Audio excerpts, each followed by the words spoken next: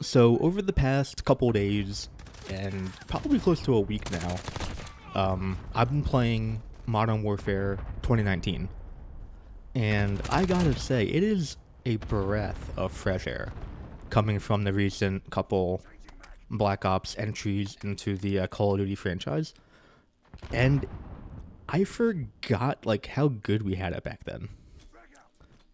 I decided to install it, just for kind of like nostalgia reasons to kind of get on and play a few games, but I'm quickly realizing that it might be one of the best Call of Duties that we've had in the past like decade.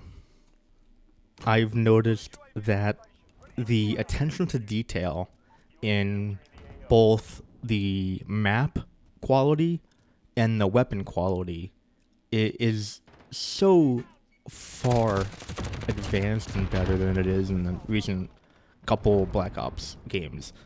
They feel authentic almost. They feel like they have weight to them. They're not just shooting a laser beam of bullets at somebody.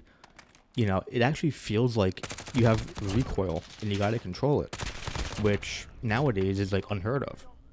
And on top of all of that, the movement and the way the game kind of flowed, it's so much better than the everybody tack sprinting or just running around the map and crouch sliding everywhere. This had like a kind of like an old school Modern Warfare feeling to it back in like the 2007, 2009 days. And on top of all that else, the detail in the map design is far superior than what we currently have. And on top of all of that, all of the operators and the characters in the multiplayer, they feel grounded. They're not running around with like clown suits on and, we're getting Beavis and Butthead and all that stuff. It feels authentic and it feels real and it feels gritty. This was the first Call of Duty, I want to say, that had the gunsmithing kind of aspect to it, where you can pick all your different attachments on the gun, from the barrel to the optic, magazine, grip, all that stuff. It was the most in-depth that we've had at the time in 2019. And again, with these recent updates, or the recent Call of Duties that came out, you can have like 7 attachments, and there's like no downside to any of them. You could throw on every attachment you want in every slot, and it'll perform great. Whereas back in MW19, everything had a downside to it.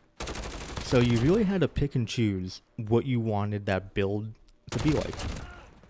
If you add a suppressor on, you're going to lose a lot of aim down sight speed.